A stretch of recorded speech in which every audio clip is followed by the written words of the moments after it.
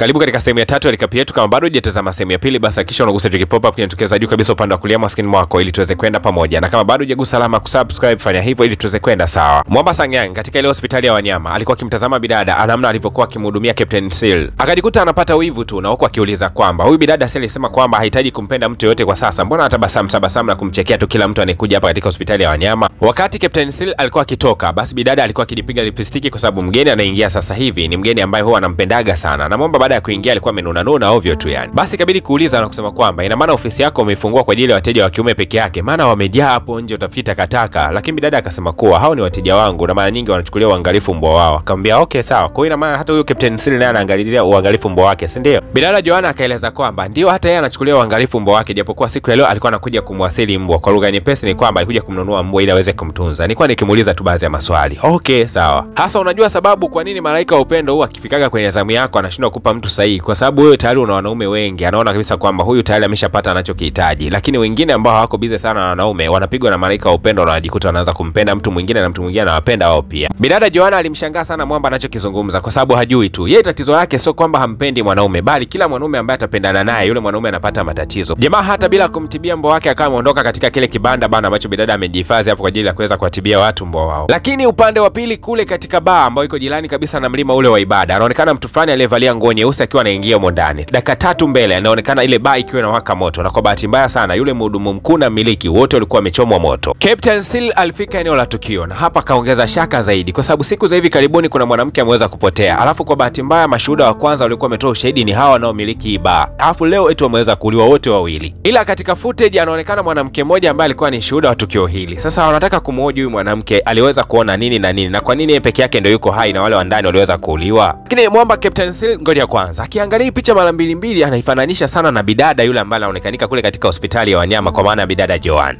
Kisanga kipya hiki. Mpaka mishale ya usiku sana huko upande wa pili bidada anaonekana yuko katika hospitali ile ya wanyama na alikuwa akiwaaga wafanyakazi wenzake kukuambia kwamba siku ya kesho wajitahidi kuwahi sana. Lakini Mwamba Sangyang kumbe alikuwa nje tu ya ile hospitali na alikuwa akimtazama bidada na anapata wivu sana bidada, hata akicheka na wanawake wengine kwa furaha. Anaona kwamba hii tabasamu mbona asilielewi, mbona tabasamu linaniumiza sana. Na wakati akiendelea kumshangaa bidada akajitokeza daktari mmoja kutokea hospitali ya jirani hapo kama amemshtua kidogo Mwamba na kumwambia kwamba umepaki eneo ambalo sio. Okay jamaa akawa anatoa gari yake. Lakini wakati huo bidada naye alikuwa akitoka na aliweza kabisa kumshuhudia Mwamba Sangyang, lakini hakujali sana kwa sababu ni mteja kama wateja wengine tu. Na wakati anakunja kona ya kushoto kona ya kulia, mwisho wa siku bana kuna mtu akawahisi kama vile anamfuatilia upande wa nyuma. Akaanza kuhisi labda ni Mwamba Sangyang labda au mtu mwingine. Lakini ile ghafla akashangaa kuona kwamba yule Mwamba akaanza kumfukuzia, akajua hapa niko katika hatari. Basi mkimbizano ulikuwa ni mkubwa sana. Bidada mbio zake zilikazidi kuwa ndefu, lakini kwa bahati mbaya sana mwisho wa siku akawa ameanguka. Huyu mtu akataka kumwangamiza bidada, lakini mara akatokeza Mwamba Sangyang. Mungu mwema, Mwamba alifanikiwa kuweza kumsaidia bidada, lakini wakati anataka tu kuondoka katika eneo hilo, ghafla tu kuna viungo ambavyo vilikuwa vimepakiwa juu kidogo ya kabati fulani hapo kando, vikawa vinaanguka. Mwamba akaenda kumkingia bidada na mwisho wa siku akafanikiwa kumuokoa. Lakini bidada akaenda kuhakikisha kwamba je, Mwamba alikuwa hana jeraha lolote lile, lakini kwa bahati nzuri akashangaa kuona kwamba jamaa yuko fresh kabisa. Akajikuta anajisikia furaha tu, ila akaanza kukumbuka matukio yote ya wanaume ambao waliwahi kumpenda kabla. Kila mwanaume alipitiaga majanga mazito kwa kusogeleana na huyu bidada. Akakumbuka hayo yote, lakini mwisho wa siku akashangaa kwa nini huyu jamaa aliweza kupata madhara. Basi akafurahi kweli na kuhisi kwamba huyu ndio mwanaume wake wa maisha. Akaanza kumkumbatia jamaa huko akilukaluka na kumpiga makisi kama yote. Dakika za mwishoni kabisa ndio akaja kushtukia kwamba anafanya mambo ya kijinga na hiyo sio utu uzima kabisa. Kama amemwachia Mwamba na kuanza kuondoka zake. Lakini kabla akamsibi dada akamwambia kwamba usisubutu kamwe katika maisha yako kutembea usiku peke yako katika barabara. Kama usifanye hivyo, sawa Bidada akaanza kutabasamu, jamani mwanaume wangu kabisa wa maisha huyu ndio ninayempendaga mimi. Lakini bidada Joanna akasema kwamba sio kwamba nilikuwa nimepanga kupita njia ya shortcut, lakini kuna rafiki yangu ambaye nilikuwa tumepanga appointment twende kashiriki supu nyakati hizi za jioni. Ila kwa bahati mbaya nikagundua kwamba niko nje ya muda, nikaamua nipite shortcut. Ndio haya yote yameweza kunitokea. Ila hata wewe je, ulikuwa unifuatilia au imekwaje kwaje? Mwamba Sangyang akajikuta kwamba amebananishwa, ajui hata ajibu kitu gani. Ikabidi kusema kwamba hata mimi nilikuwa naelekea huko katika eneo hilo la mgawa kuweza kujipatia supu, lakini kashangaa kwa bahati mbaya na kufuatilia wewe. Bidada Joanna alishangaa sana kuyasikia maneno hayo. Ikabidi kusema kwamba ina maana mimi na wewe tuna hatima moja, kwa sababu tumekutana katika maeneo ya milima na leo tumeweza kukutana katika eneo ambalo tunakwenda kula chakula ambacho wote tunakipenda.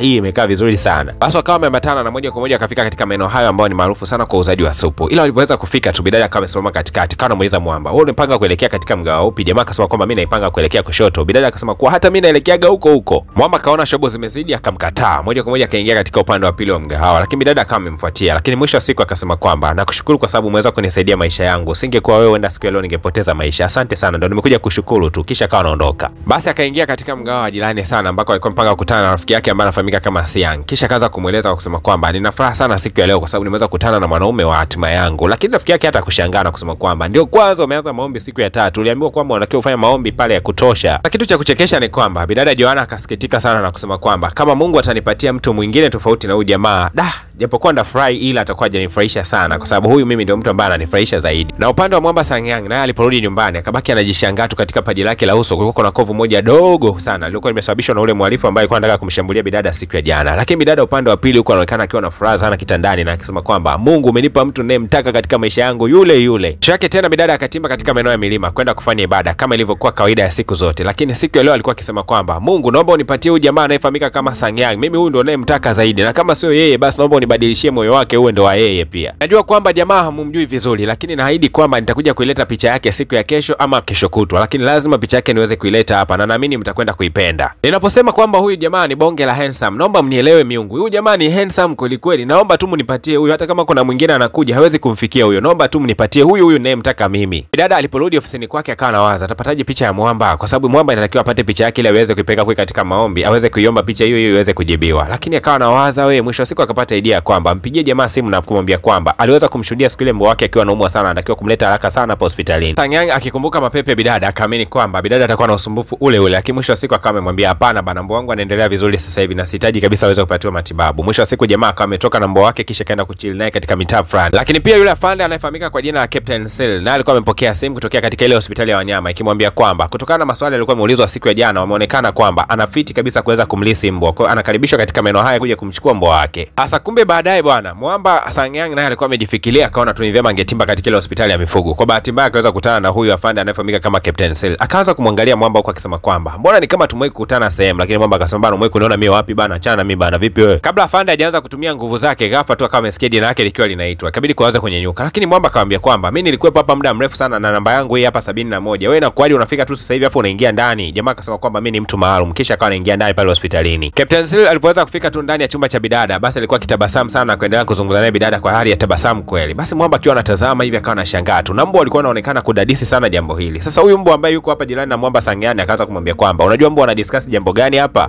Lakini Mwamba Sangyang akasema kwamba ndajuaje ikiwa mimi sio mbwa? Akamwambia kuwa hawa mbwa wanadiscuss kwa kusema kwamba hawa watu wawili sio muda wataingia katika mahusiano. Jamaa kitu ikawa imemuumiza sana. Ilipofika zamu yake ya kuweza kuingia hospitalini alilikuta amenuna sana. Lakini bidada kabla ya kuanza kumhudumia Mwamba akawa ameshtukia kwamba mbona ni kama jamaa alikuwa na kikovu fulani hivi katika paji lake la uso. Ikabidi kuanza kumsogelea. Sana namna alivyokuwa akimsogelea hivi bidada akajikuta mapigo yake ya moyo yanaongezeka naye jamaa akakosa kabisa ujasiri. Akamwambia sawa bana, mbwa wako nimeshakwisha kumfanyia vipimo vyake kwa viko sawa kabisa, lakini baadaye nahitaji tukutane katika maeneo fulani hivi ya mgahawa ili niweze kupatia majibu ya mbwa wako. Mwamba akawa anashangaa lakini hivyo hivyo hakuwa na namna yote, ikabidi kukubali kuweza kupokea majibu ya daktari katika maeneo hayo ya mgahawa. Lakini kwa upande wa Mwamba Sangyang akapendekeza kwamba waende katika mgahawa ule unaofahamika kama Love House. Kumbuka katika ule mgahawa bana anayemiliki ule mgahawa ni mtu ambaye anawapenda sana hawa malaika. Ni miongoni mwa migahawa ya gharama sana kutokea hapa nchini Korea. Bidada alipoweza kuwekewa tu hapo chakula alishangaa kuona kwamba bili yake ni kama milioni 6 hivi msoso unaokula wakati huu. Lakini kwa sababu anampenda sana Mwamba akaamini kwamba hata akitumia mtaji wake wa ile hospitali yake ya wanyama haina shida bana, ili mradi tu Mwamba aweze kujisikia vizuri kana kwamba bidada ameweza kununua. Lakini Mwamba akamwambia kwamba wewe utakula free tu hapa na kuondoka zako wala usihofie gharama. Hasa ikabidi jamaa kwanza kumuuliza bidada kwa kumwambia kwamba umesema kwamba wewe una mkosi katika maisha yako, kila unempenda kidogo anapataga shida. Niambie wanaume wangapi ambao umewahi kuwapenda katika maisha yako na yupi ambao ulikuwa umempenda zaidi kuliko wote? Lakini bidada Joanna akasema kwamba kila mwanaume alikuwa akimtongoza hajawahi kumpenda katika maisha yake. Lakini akawa anamuuliza jamaa kwamba vipi na upande wako wewe? Akijitokeza mtu ambaye unampenda utaweza kuungana naye na kuingia naye katika mahusiano? Lakini Mwamba akasema kwamba mimi siwezi kupenda. Bidada akamwambia kuwa usiseme hivyo kwa sababu wanaume ndivyo wanavyosemaga mwanzoni, lakini baadaye hatima inaweza ikabadilika ukajikuta umempenda mtu. Baada ya kuyazungumza hayo akawa anatoka katika lile eneo la mgahawa na mwisho wa siku anaenda kulipia katika maeneo fulani. Sasa bidada akawa ameshika pale kadi yake ya benki na kwenda kuilipia na akiamini kwamba anakwenda kuombeleza mtaji mzima. Lakini ile alipofika tu pale sehemu ya malipo akashangaa kuona kwamba anaambiwa kwamba eti amekwisha kulipiwa tayari wala asihofu chochote. Ikabidi kumfuata Mwamba na kumwambia kwamba ni kwa nini umeweza kunilipia bili? Mwamba akasema ulipofika tu niliona mikono yako ikiwa inatetemeka na niligundua wazi kabisa kwamba ulikuwa na kiu kali. Kwa mwisho wa siku nikaamini kwamba kiu haitakiwi mlipishe mtu anatakiwa kulipiwa tu. Bidada akasema kuwa unadhani mimi ni maskini? Mimi najiweza vizuri tu. Hebu nitajie namba yako ya benki haraka sana niweze kulipia. Lakini Mwamba akasema kuwa hajawahi kumiliki kadi ya benki kutoka alipokuwa amezaliwa mpaka dakika hii hanaga kabisa. Bidada akaona kuwa Mwamba Mwamba alikuwa anamchezea tu, akawa ameondoka kwa hasira. Alipofika nyumbani kila kitu akawa anakitupa tu,